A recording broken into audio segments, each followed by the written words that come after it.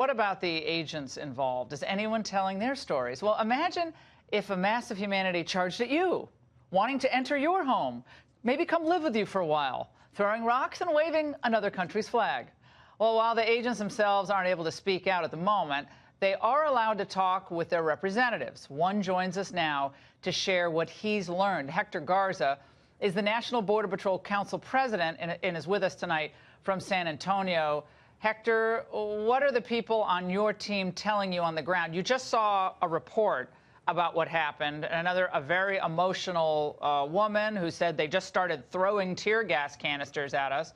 That's not actually what happened, but that's what she said. What did they encounter? Well, our agents were actually under attack. They were assaulted. These migrants were throwing rocks. They were throwing glass bottles.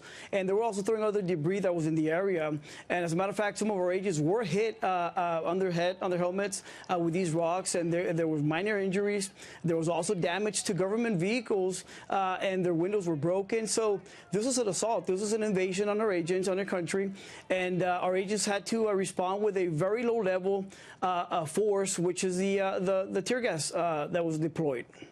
Now, we have heard from everyone from Mexican government officials to Guatemalan officials who've said from the beginning that the use of women and children at the front of these lines, whether they're crossing the bridge into Mexico from Guata or breaking the border into Guatemala from Honduras, that this was done very deliberately with careful planning. And that, unfortunately, the children end up as casualties. The ones who aren't trafficked end up as casualties in all this, or injured or traumatized. But they want to blame Hector, President Trump, because I guess the border should just be open and people should be able to come in 100 at a time and fill out a form and say, I want asylum. Well, if these people think that they're going to do the same thing that they did on the Guatemala-Mexico border, they're wrong. Our agents are properly trained. They're going to be using reasonable force. And something that they're reporting to us is that these migrants were using these children as human shields as they were launching rocks at our agents. So they had no regard for human life. They did not care about the other migrants. They did not care about the kids. And our agents did a great job by using this tear gas to be able to disperse the crowd. Now, our agents could have been justified to use a higher level of force, but they did not. They used a very low level of force, and they were successful. They did a great job out there. But, Hector, what if the numbers increase? What if they swell? And well, we're going to have to keep using the same strategy. The good thing is that we have the military, and that's what President Trump did for us.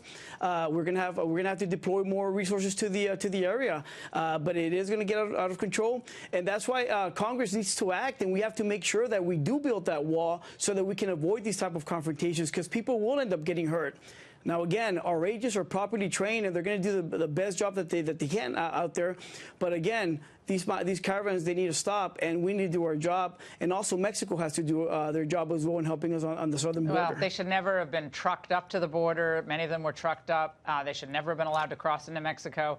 There's a series of things that had to happen for this situation to result in the crisis that it is today. Hector, thank you very much, and please thank the Border Patrol for us. They're doing incredible work under very difficult circumstances and being maligned by everyone from Hollywood actors and actresses who themselves, how many immigrants would they sponsor in their homes if they had to, and politicians and business types. So we really thank you so much.